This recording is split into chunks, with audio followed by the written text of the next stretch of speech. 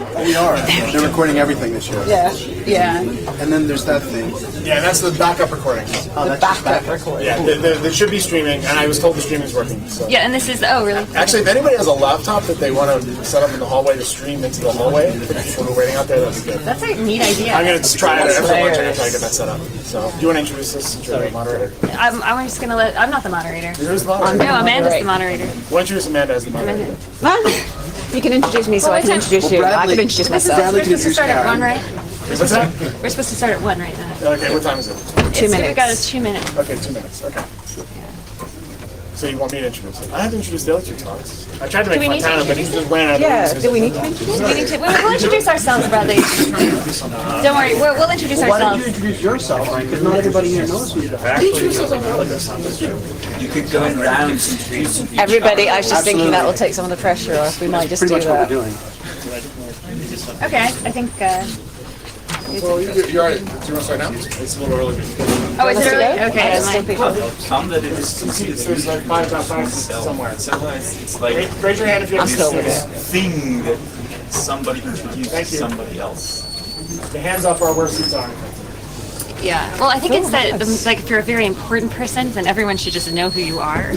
So the idea is that, like, somebody else introduces you so that, of course, everyone should know. Don't you know who I am? Clearly. Kind of a big deal. Kind of a big deal. The guy at FOSDEM will be in the room. Remember the whole big thing? Aren't you that guy from Oracle trying to sell me a license? My favorite is, oh, are you Karen Carpenter? Ah, that's nice. I like that. I like that. I'll introduce you as that. No, thank you. Long dead. Okay, they're standing. That's bizarre. I don't know why the room tends to be. Yeah. Thank you. Should we Empty go? seats, raise your hand again. If you all want to just quickly, before we start, walk back here. Is that okay before we start? Yeah, absolutely. Go for it. Like 2 or 3 people go this way, there's seats on the other side. You go ahead around if you want before we get started. Okay, ready to start? Okay. So I'm Bradley Kuhn, one of the co-organizers. Tom Marble in the back, the main organizer of this track who does all the work.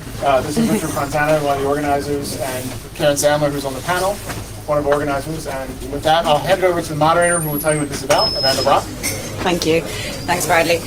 Can you guys hear me? Because I'm quite quiet and quite short, so I'm standing up and I'm hoping you can hear me at the back. Yeah? No? Yeah? Ish? Okay, I'll try and be louder. Does that help? So I'm Amanda Brock. I'm ex-GC at Canonical. I was 5 years working with Canonical on Ubuntu, and I now work as a lawyer in private practice in the UK, mainly doing open source advice, whether for companies that aren't really open source or open source companies. I have 3 other people today with me in the panel. Karen Sandler, who's Executive Director at the GNOME Foundation and used to be GC at SFLC in New York. John Sullivan, ex-Executive Director at FSF. And Jeremiah Foster, who's Community Outreach at the Geneva Foundation, Automotive Foundation for Infotainment Systems. And I'm really glad that the room is so full, because this session is not really going to be about us talking to you, but us looking for your feedback and discussion. So it's going to be a bit more of a round table than maybe you expected. So I'm glad there's a lot of you to contribute. What we have been participating in, some of us anyway, through an organisation called the European Legal Network. Bit of a misnomer, because the European Legal Network is just a network of lawyers who work in FOSS globally, covers people from Asia to Australia. And we've set up a special interest group looking at security critical applications and how FOSS fits into that picture.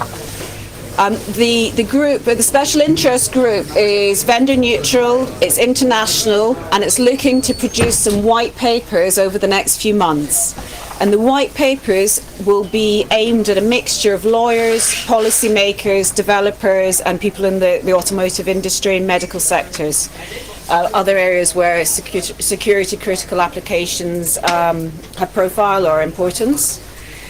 And what we would like to achieve, which is why I proposed this session, is to get some development community involvement to make sure that the solutions that we're suggesting as lawyers actually work. Because what I've found when I've dealt with companies that have security issues is that they often have lawyers who have no clue at all about FOSS. So their natural reaction is often to say no to anything that's proposed to them, which is a bit of a pain. And then stage 2 is asking them what it is they're really concerned about, and they'll wave around terms like product liability, data privacy. They might even say strict liability, but then when you ask them to reference the statutes that they're concerned about, they don't give you anything. So what we're hoping is to be very collaborative, to work in a mixture of a development community, legal community, and any other interested parties, and to get as much information together as we can. There isn't a URL or anything I can give you, but if anybody at the end of this still is interested and wants to participate, if you can either identify yourselves to me before you leave, or I guess maybe Richard, we can put a contact up on the website or something afterwards. Can we do that? Yeah.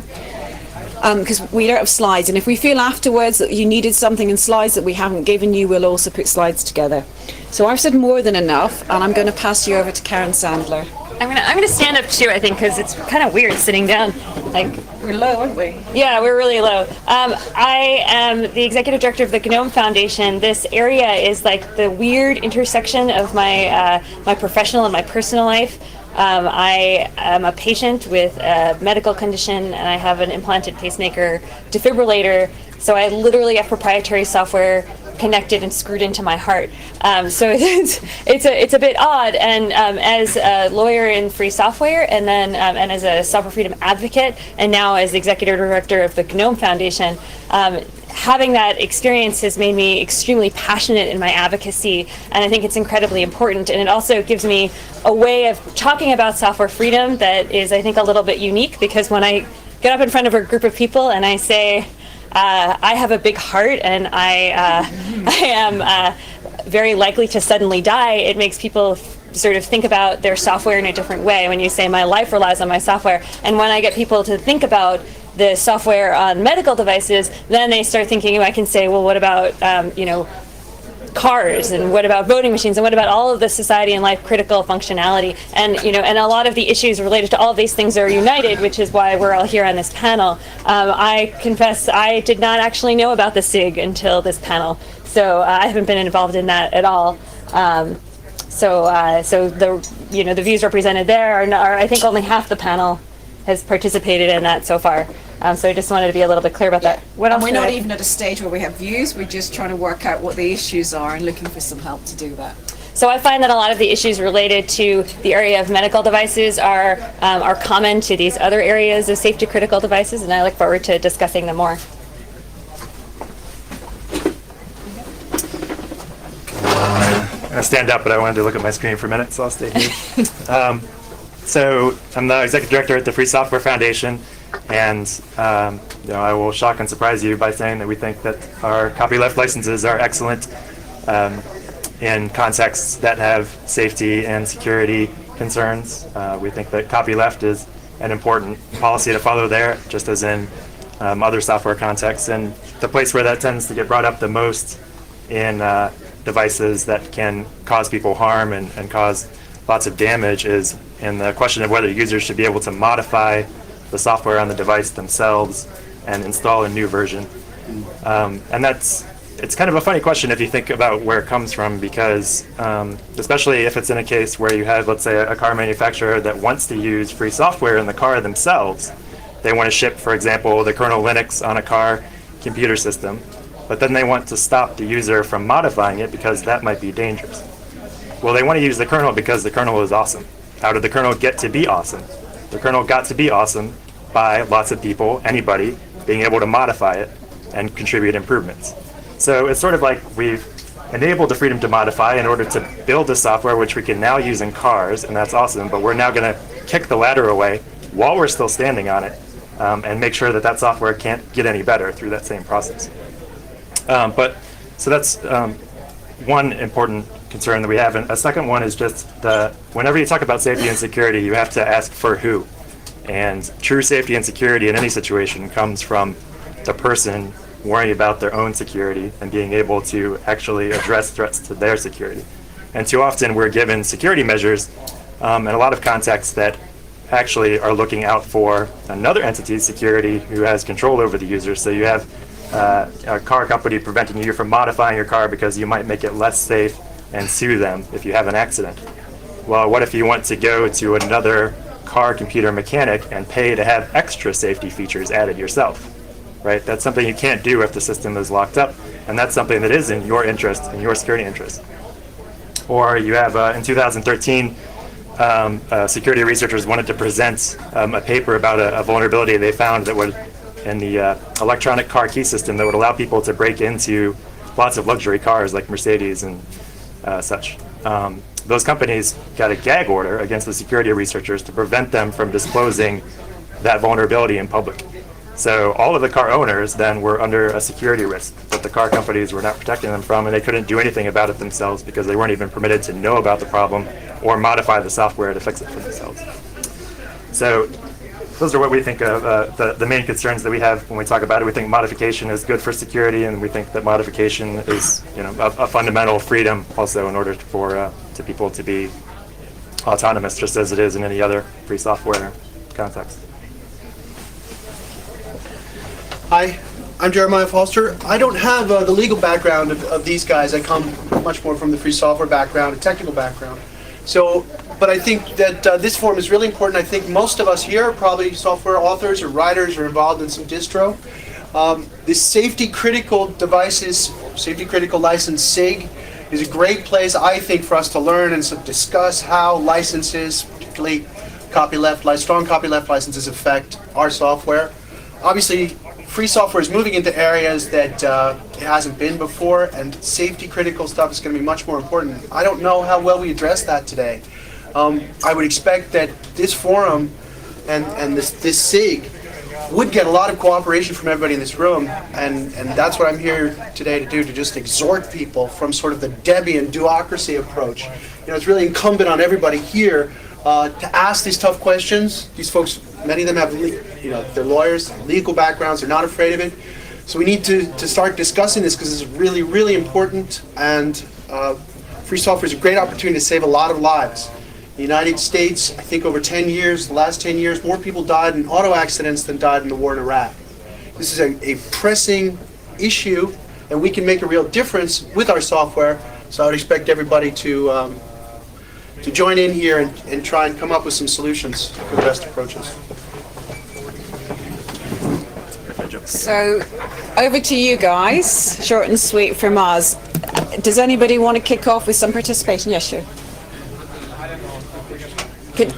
Can you speak up? It's really hard to hear. I had a question that came when you talked about the car issue, where it's going to add features and so on. What about the warranty? The warranty?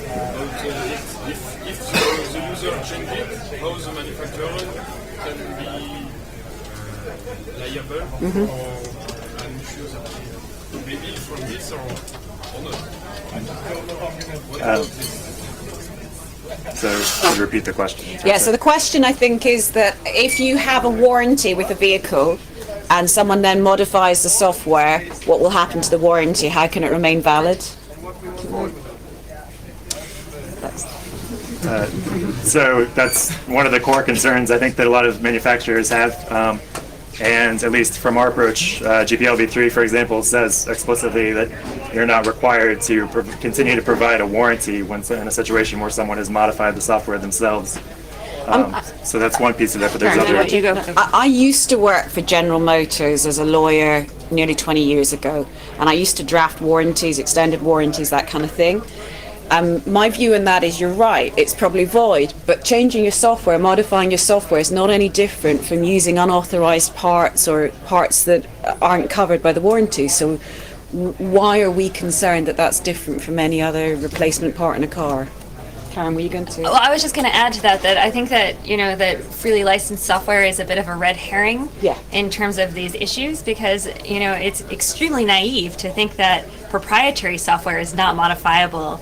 And I think we've seen that in the exploits recently, the Prius exploit, which is awesome. If you guys have not seen the Prius exploit, go take a look at it. It's amazing, and it's really effective for advocacy when people say, if we release our software, then it becomes less secure, and you're vulnerable to people modifying. It's like, No, our software is vulnerable, period. And so I think that sometimes focusing on the issues related to, sort of saying, oh, freely licensed software is problematic is totally a red herring. I just wanted to throw that out No, there. I think that's a really good point.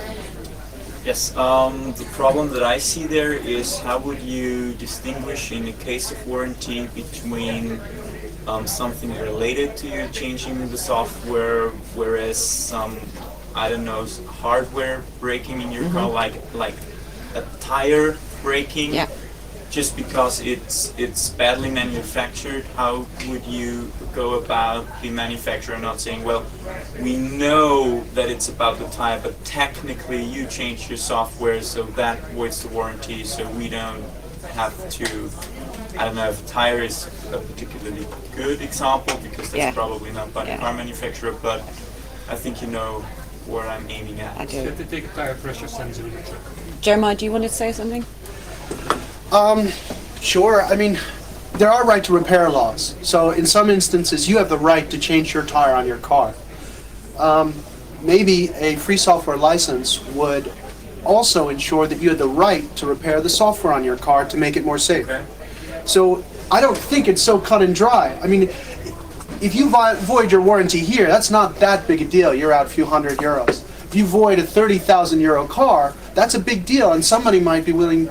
I think it's very different. I think you might find there's more gray legal area than that. The main area, and it happened because I checked recently. I think it's General Motor who had a problem with their hybrid cars were consuming too much, and they upgrade the software all around the world. They have better ignition. And the problem is not the car itself; it's the insurance to the car. That's what I was Because going to say, it yeah. can give damage to other people, and the Yeah. damage to the other Yeah. people can go way beyond the price of the car. Yeah. So the insurance company refused to insure that car with the upgraded software. They could, they can manage it, but there are companies, and you need to be, if you speak about cars,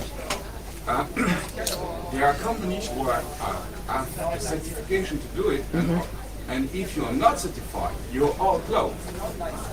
And your warranty is Yeah. not only void, but insurance is void, so you're responsible for everything. Right.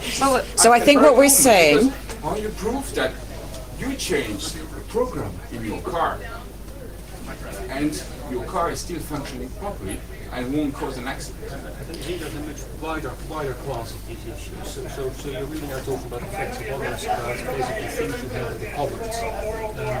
We've got things quite similar in that just automotive with things like tire pressure sensors, but also like with communication, where you think of the GSM network, certain certifications required, not because it's the software so good. Can you speak up? I can barely hear you when you're facing me. So we've got something quite similar in my company with things like tire pressure gauges, but also with GSM software. So the software there is certified and protected and legally controlled, not because it's so great. In fact, it's absolutely total shite. But it's because effectively, if it goes wrong too badly, you're not taking down the GSM cell just for your own phone. You're taking it down in a very large swath. So shouldn't the certification test suite be open then? Right. I mean, shouldn't that be the approach? So I understand. So we sort of like see something similar, sort of like now happening in our medical space as well, right? Where we've got two classes. One is like MRI equipment, X-ray equipment, where there's absolutely, as long as a doctor is present, there's absolutely no certification, there's no control. Doctors modify the software on those devices completely themselves. There's absolutely nothing except there's something like that, a nuclear element in there. There's a little bit of it. And then we got the other class, which is given to a patient, where the patient does something for themselves, which is controlled, like prescription medicine or something. Where all of a sudden it's certification galore. But in all of those cases, there is that effect that you're mentioning, Yeah. insurance of that of the commons. So as soon Yeah. as you cross over in that item damaging the commons, then all of a sudden, even though it may be crap, Yeah. like you're running out of software may have problems.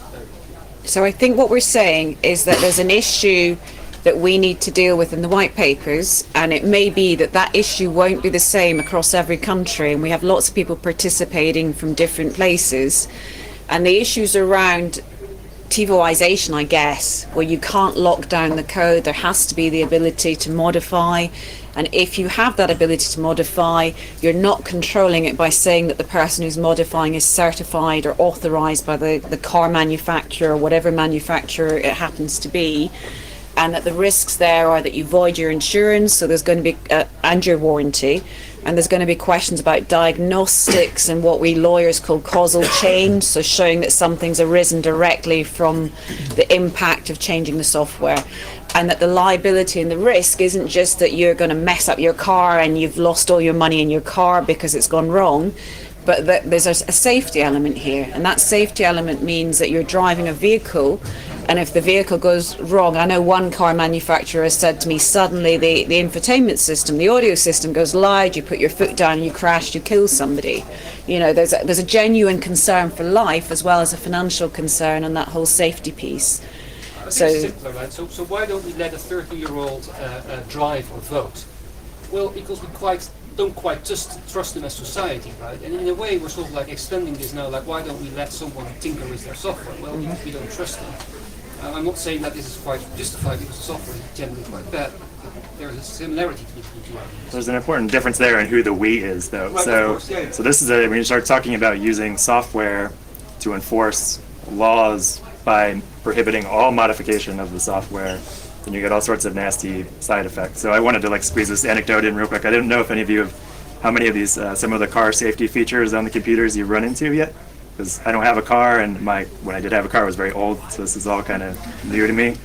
But they do things like when you start go over 5 miles per hour, a few kilometers per hour, you can't type on the screen anymore, right? It won't let you. And my first experience with this was when somebody else was driving the car, and he'd just gotten it, and he started moving forward and tapping on the screen trying to figure out why it wasn't working, and it almost caused him to hit something because he was so distracted. So it's, what seems to be a safety feature can backfire, and when you're not able, when you're locking down an entire system in order to enforce some things that are actually laws, I think we're much better off looking at outcome-based tests to verify that whatever's been done to the car, it still works, the way that it's supposed to. So just before I take those questions, are people comfortable talking about GPL3 and Geneva and decisions around that? Is that something maybe we could discuss a little bit? Because I think that's driven by TiVoization, isn't it?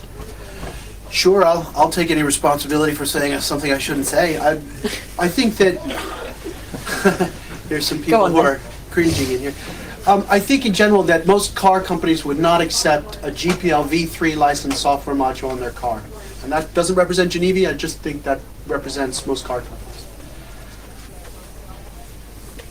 Yeah, so related to the insurance part, so one thing is indeed what you lose if you change your software, but maybe you can give us a brief overview if you know about that. So in which country is it illegal to merely modify the software of your car, for instance? So I guess there are two levels. At one level, you do something and you pay the consequence of it in terms of losing warranty or whatever else. But in some countries, I guess it will be illegal just to modify the thing. This is a great question, and I've asked multiple people who work for automotive companies exactly that, and they haven't ever been able to give me a statute that says you cannot do this. Now, whether that's because they don't want to share or haven't in the situations wanted to share it with me, whether it's because they don't know, or whether it's just lawyers overreacting and fussing and saying, oh, this is illegal. It's one of the things that instigated this group and these white papers. We cannot get the hard fact answers, and we're trying to engage lawyers in the automotive sector as well as medical, in the hope that if there are genuine and real concerns and actual statutes, they will tell us what they are, and we will try and help with the development community build solutions that get us around it.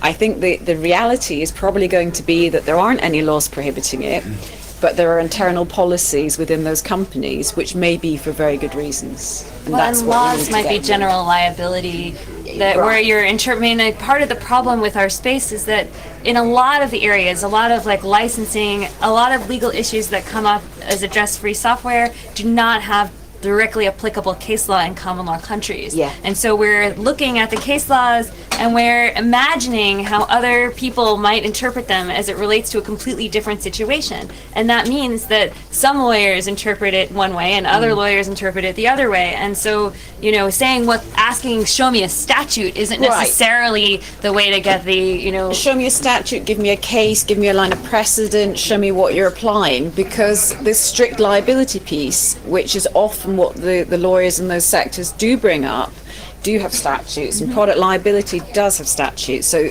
on the statute side, there is a base. In terms of applying existing case law, it's always going to have to be a bit loose. So above Europe. Yeah, I think in Europe, if you search for Artemis and Vetus, you find 2012 review of all the European countries, which is very exact about statutes. Okay, great. What did you say? Artemis and Vitas. Vitas. Okay. Unfortunately, the answer was very, very unsatisfactory because, of course, the laws would say like things should be safe. You seem to know more about this than any of the lawyers on the SIG, so maybe you should join it. This was actually a European Commission, a commission piece of research my company had to be involved in. Yeah. Which basically was exactly that. It was only for automotive. Yeah. And in the end, it only could focus on the hard parts, which is tire pressure in trucks and a few other areas. But that will give you a very Yeah. complete Well, list. please, no, seriously, please give us the information, even if you don't join. Yeah, the answer will be very unsatisfactory because, of course, in most countries, statute says it should be safe.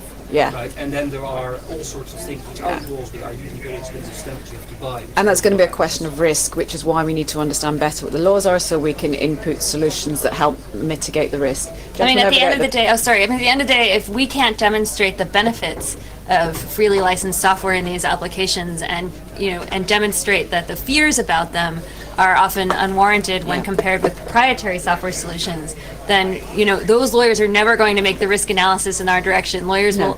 I speak as one. Lawyers will never say yes.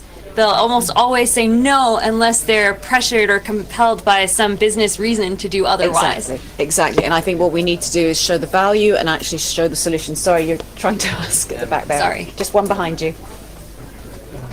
Yes, well, I believe that there could be some reasons, different reasons why it would be illegal, as Stefano said, that it's illegal to modify the software of the car. It could be generally by law, but it could be that if you do it, your car isn't, you can't use it anymore in public roads because the certification or what it is invalid. Yeah, So that's a good point. You're allowed by law in general to modify your software, but after doing it, you can't use your car in a public street. Right. You are allowed to modify, but not use. It's like Yeah. you can have a rifle, Yeah. you can modify it, but you can't shoot it like someone. Yeah. Okay. That's someone. So you can sell trade, but you can't use it. So, and this is a notion that's addressed also in GPL v3, because I think you have to have some room for that, but it's obviously also something that can be abused. But GPL v3 acknowledges that if the modification causes harm to the network in some fashion, then you can keep the device off of the network. So there are some analogous things there probably with what we're talking about. So, gentleman in the brown hoodie. Yeah, I just want to say that none of the things we discussed. Can you speak up a little bit? Sorry, it's just very hard. I just want to say that none of the things we discussed here it's not a new thing, because I think the car have been a very popular object for modification from the dawn of the car. So it have been historically been mechanical modification. But if you go and buy a magazine of a car, in the 90s you find a lot of articles how to start to modify the software, and then the software starts to control the car. And if you search on internet, you can find a lot of stuff about how that the reverse engineering of the controlling software and things. So that's all that's the electronics. There is chipping your car. You can get a chip and change the fuel mixture, for example, to make your car go much faster. Yeah, so but when your Porsche starts spewing black smoke, you may decide that that's not the greatest thing in the world. But chipping your car is not the same as having free software on the car. I mean, the car companies are the ones who are looking at putting free software on the car. So they have to examine the license and see if it's correct. And if they balk at the GPL v3, when many in the community think GPL 3 is a very good license for the car, what do we respond? I mean, we really need, the free software community really needs to be able to defend the use of these licenses in safety critical systems. So that's the question, not just the mechanical chipping. But the thing for the vehicle authority of countries and for insurance companies, they have dealt with this kind of problem or whatever for a long time. But it doesn't sound like the insurance companies really understand also the value of safety critical licenses using free software license.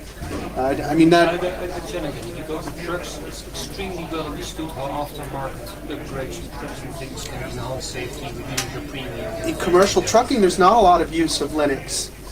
You know, a lot of that is at the microcontroller level, or there's proprietary real-time operating systems. Very, very recently that Linux is coming into commercial trucking.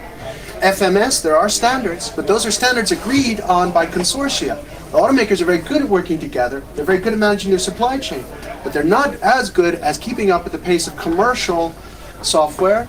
And Linux is coming in there in a big way, and all of a sudden it's GPLv2. So I don't think that the trucking guys know anything about this. No, but that was more referring to my colleague here, that insurance companies understand well that aftermarket software changes can also cause a lower premium. It's a well-understood field for them. So there's quite a few people want to contribute, so I'm going to move to the gentleman at the back.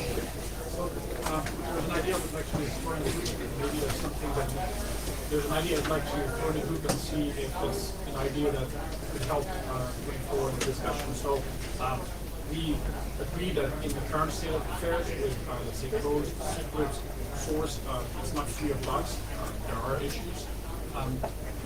What about bringing the idea of test suites that we in free software are using more and more, and having a test suite that is controlled but still open, managed by the manufacturers, that people that want to modify the software need to basically pass all the test suites, and that would maybe not provide a warranty from the constructor, but for example towards the insurance companies would say, look, my modified software passes the official test suite and it provides these benefits, and other people would be able to improve the test suite so that the base software that it delivers with all the normal parts or like that would also in the end have an improved product. Maybe that's an idea that could be presented to both insurance companies and manufacturers and would allow also people to modify the software. Great idea. I think that's a great idea, great solution. Has it been put forward before? There is a test suite underway in Geneva. There's a lot of work being done there, and anything done there will be contributed back to the open source. I think we'll probably need to involve insurance companies apparently and government agencies, but I think that's a great idea and should be followed up. Gentleman in the middle there. And that's it's how we have some things in the US, at least like annual tests. You have to take your car in, get emissions testing, get safety testing, and that seems like a very, in order for your car to be street legal, it seems like a very good model. Yeah, we have a similar MOT in the UK. Can we follow up just a quick question? I asked RMS about this, about GPLv3 in cars, and at one point he said that he felt that certification and working with the government would be a good way to go. Can maybe the FSF explain a little bit more about the vision of how that would work? Could it be possible to, say, lock car software, but have all that source code open to some kind of third-party certification body who might review and be able to run the certification and then say, modified under certain circumstances, or how would it work? No, I think the idea is not to try to enforce any of those rules at the level of just wholesale blocking modification under the DMCA. I think that's, the user needs to be in charge of what's on that system in the end, and then society and the government also, there's a risk to other people, so it makes sense that they are rules that have to be followed as soon as you take that modified vehicle out there, but that should be handled through certification based on how the car behaves, just like it is for manufacturers making proprietary software internally who have to pass standards before they can deploy it. So I think that's the key for us, is don't enforce that at the software level. As soon as you start banning modification, you end up with GPS systems that route you by McDonald's intentionally, and you can't change that, because if you can change anything, you might mess up your anti-lock brakes. So there's just a few people back here who've been trying to speak. I'll try and get around everybody. I think making the test suites available to the user is the right way to go, and that's the necessary, even if you don't change the software, because in some cases you're even criminally liable to know that the equipment you're operating is safe and not going on. And I don't think you can, I don't know if there's case law, but I don't think you can know with any certainty when you get the proprietary of the software, even if it's certified, that the tests are even relevant to the safety of the software. So the tests need to be reproducible, and you need to have the source to even know if the certificate is worth anything. Good point. Gentleman in the hat back there. Yeah, I think that free software had success in getting started because computers were very new, there weren't many regulations. People didn't really care what was going on. If you asked if you were someone who was interested in free software 20 years ago, people didn't have water flow systems at their sewage treatment plant or utilities hooked up, right? They hadn't heard about Stuxnet, right? People didn't understand how pervasive back then it might have been, but especially today. And so as a result, I think individuals in courts probably weren't as affected by this. So now we're talking about free software on devices, as Karen was saying, literally inside people or on cars, which cause thousands of deaths. And so I think there are two sort of questions here.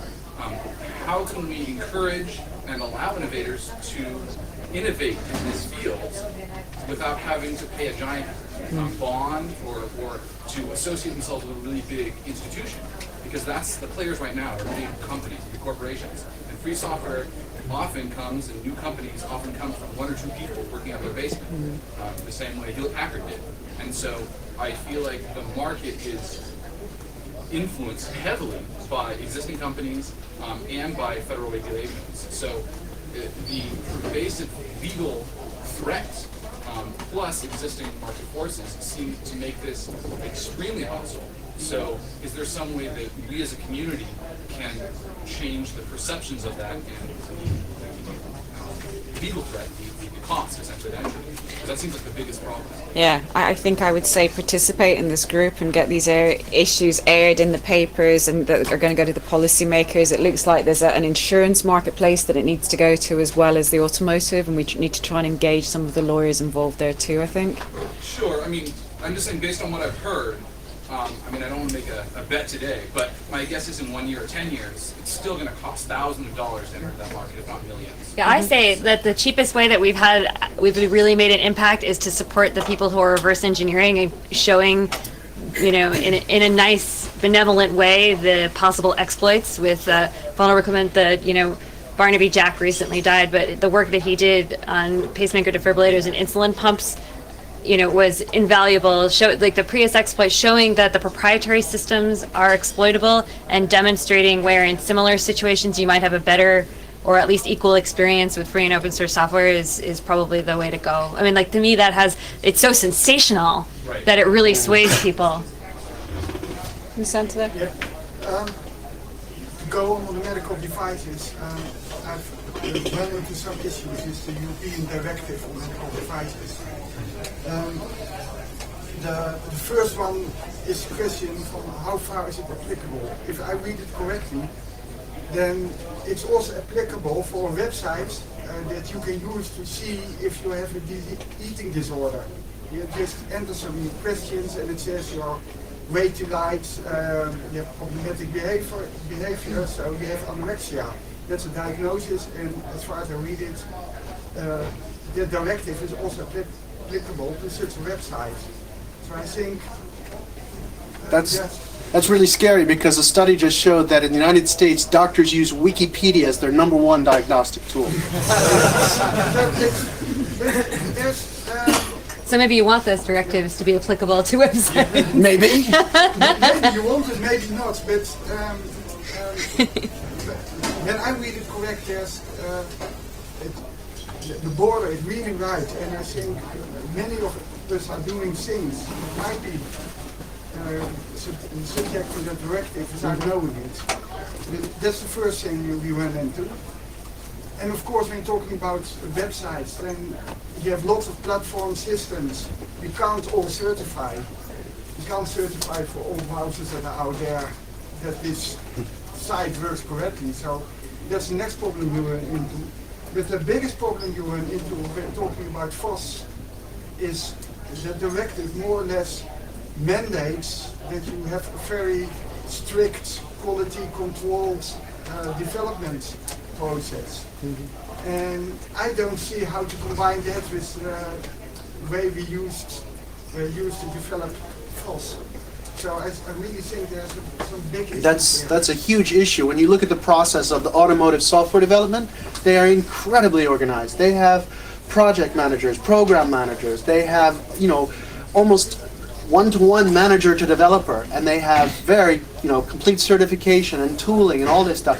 And in free software, in Debian, it's just a bunch of guys and gals getting together and making decisions. So, I would say just the other way around.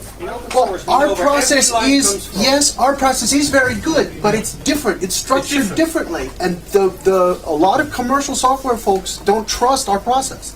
Well, what you have to do Hang on, guys, one at a time. Back to let's go back to the questioner. Did I say something wrong?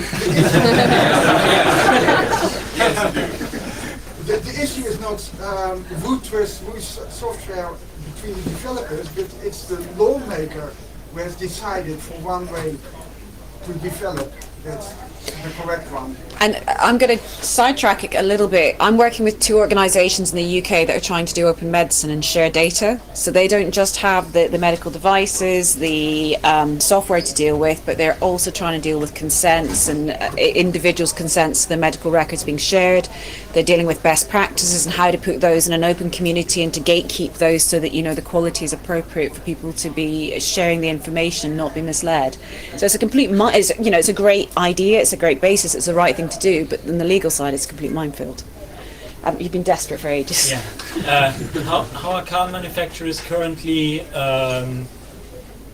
proving that the software they provided with the car is still running on a car in case of an accident? Or how do you make sure that an update for a pacemaker is not malfunctioning, or the software that runs it is not being tampered with by a wireless update? Or how can you prove that your mechanic in your garage doesn't tamper with the software in your car, that the gas pedal or brakes don't work, or something like that? I can tell you with my medical device, I have zero control over the software on my device, and it is terrifying, especially since the technicians that update my device are people who have no idea about anything about software. They have no idea that they have equipment that might have viruses on it, or they don't know anything. They've never heard of any of this stuff, and it's pretty much every time I go to the doctor, it's a new educational experience as well. And I'm only grateful that I have no wireless component to my device, so at least I know when someone is doing, is updating it. So in the implantable devices field,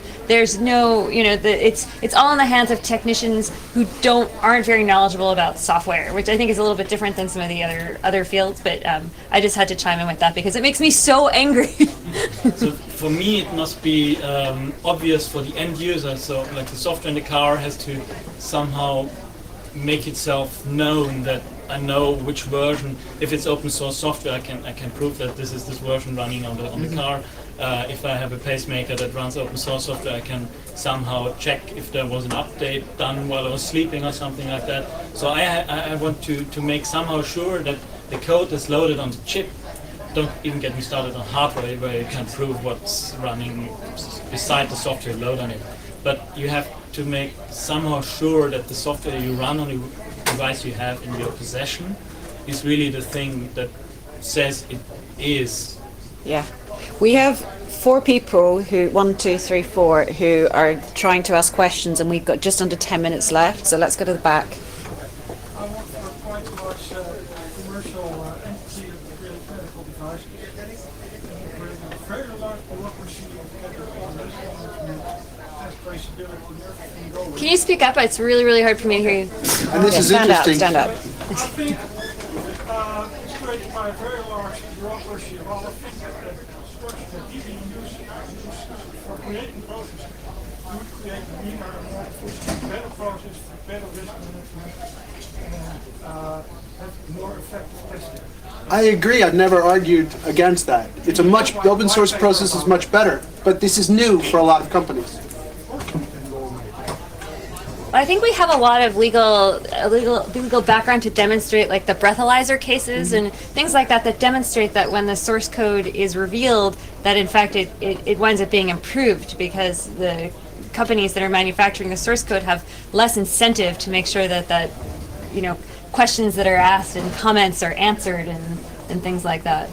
You can also scrutinize closed software against your own test cases. Yep. You see how they stand up.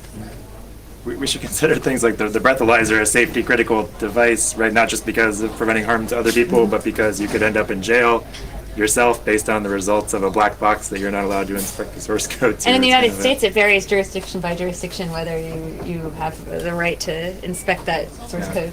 But is this even final, the breathalyzer? I think you need a blood test to be convicted. In Sweden, it is Depends final, country by and if you country. own a restaurant, you'll lose your liquor license if you're caught driving while drunk. So, Gentleman in the tie there. I think there's an elephant in the room actually here, which is the real life requirements of a procurement officer who, for instance, working for a big utility, who is, Stefano here has been involved in a major effort in getting one European country to adopt by default free software. But the big issue is what kind of backside coverage do I have if something goes wrong with free software? There's no question in the reality of the life of an official in a municipality that with proprietary software he's better off. So I think that is something that is crucial. Why? Why is he better off? yeah, exactly. I mean, you already have these things in place, you know? You already have Yes, but indemnification. What kind of control do you have? Because there's always a way to shift responsibility if you're only a vendor or a provider. You can always argue about it. And what about upgrades? Well, you would need to always... That's a business decision, right? Yeah. That's got nothing to do with That's software And licenses. really a business decision under many jurisdictions, trust me. Why? Why? Why is it not a business decision? You can take insurance. They will always find a way to make you liable if something goes quick. No, absolutely not. I really could push back on that. So I've worked a little bit with the Cabinet Office in the UK, and also in the European Legal Network. We're trying to, and the Open Forum Europe, the policy group there, trying to influence what's happening in Europe in terms of procurement, public procurement, and what's specified in documents. And you can certainly in London, from Lloyd's of London, from brokers there, you can buy insurance companies there, you can buy underwriters, you can buy insurance against open source. But what people are generally concerned about is IP infringement, which you can definitely, and I have purchased insurance for. In terms of liabilities, you might have a maintainer who you're taking the liability from. Because if you're a big utility, I doubt very much you're going directly to a small project. You're probably going to a systems integrator, and that systems integrator, SI, can take on the responsibilities. The IBMs, the aggregators can do it. So I really don't think that's... I think it's defeatist. It's possible, and I'm seeing it done. So there was just there. Yeah, so I will have two small things. One is another way of approaching the issue about local knowledge and changing the way of thinking is a lot of these car companies, they outsource their development for hardware and software, at least partially. And I know, for example, one company in Belgium, Alexis, is quite big in sensor development. So if you approach these companies, they're a little bit smaller, they have their own ideas, they experiment with their own things. If you approach these companies and present that idea of changing the way the software is embedded, that's probably one of the easier ways to get to the companies because they already have this software. Also, there's a second thing. In Belgium right now, they're talking about having the option for police to be able to stop cars from a distance, adding some kind of hardware in the car. It's still, in Europe. It's, That sounds really dangerous. Sounds scary. And it sounds very scary, and there's no control, or there's no real, who's gonna make a decision on that. That's also very scary. To your first point, I think that going to the small companies and talking to them about open source is a good idea. However, when you start climbing up that food chain of the automotive suppliers, you get to the bigger ones, a lot of them rely on proprietary software. So that's where the real trouble is. I think that the big companies, the car companies, I think they're very interested in it. I don't think they have any problem with open source. They want to be up to date like an Android phone. But you get lower in the food chain, that's much tougher. That's just been my experience. Anything? I'm just going to over here. Yes, I believe that there's a technical solution, at least in part, for your problem about the peacemaker. At least to know what is this device is doing, because having the source code, provided the source code, you don't want to risk to compile and to upload your binary and to risk. But there was a talk this morning from Luna, from the Debian project, about reproducible builds. So having the source code from the render, you can rebuild the binary, and you could verify if that binary with reproducible build is the same as the one on your device. So you're sure, okay, you know this is the software, you can control the software having the source code, and you know what this device is That doing. sounds great. Can you talk to Medtronic and get them to give me the source code of my device? You should have it. But if you ask your source code for your device, maybe it's easier this way than to having the source code and upload your own binary. Oh no, well sure. I mean, and this is a distinction that I find that is necessary to make when explaining the issue to medical professionals too. I mean, you know, when I want to test the source code, I don't necessarily want to actively test my device while it's in operation. And people say, oh, you want to modify the source code on your device? You're crazy. You're like, no, I want control over the software of my, you know, that my life relies on, but I don't necessarily, you know, anyway, it's really interesting, but they're sort of a separate, I'd like to be at the point where you're commenting. So I think we have 1, 2 here. We have 2 minutes, so you guys need to be quick. Okay, quick. I'm having a little hard time seeing the incentive for a commercial company to move to FOSS in safety critical devices. So shouldn't probably be the angle where we're approaching this from more be like the policymakers and the legal? Or, okay. A software license is a business agreement. That's all you're doing. I mean, these companies can use this free software and this license and just go and make money. It's not. We need not a both. problem. We need pressure from the public, and we need to demonstrate that proprietary software is over time less safe than free and open source software. Regulatory things can also help. I mean, right now, Of course. We're really sorry. We're really running out of time, and there's one Yes, so last. just a quick comment. On critical devices, I think we might be tempted to say it would be cool to have the software even if you cannot change it. But I think that's actually can make things worse, because if you think about security, having the source code publicly available to everyone, but not being able to change it is actually worse, because everyone can, you know, review, find arguably more easily security issues, but then when you know about them, you cannot fix it. So I think we should, for critical devices, we should go, you know, all the way down and go have all these free software freedoms that we need, meaning access to the source code, ability to redistribute, change, and so on and so forth, and not stop midway. Because Well, right now stopping it's midway completely can messed actually be up. worse. Right now it's completely messed up, right? There's Of no course, security built into my device. It's broadcast, you know, well, mine isn't, but, you know, generally they are. And, you know, and the code is proprietary, but, Yeah, I totally agree. but there's I'm no saying we security. cannot So stop we midway. need real security. We need, you know, yeah. Okay, so we need to wrap up, but thank you very much to the panel, and thank you to the room. Thank you guys.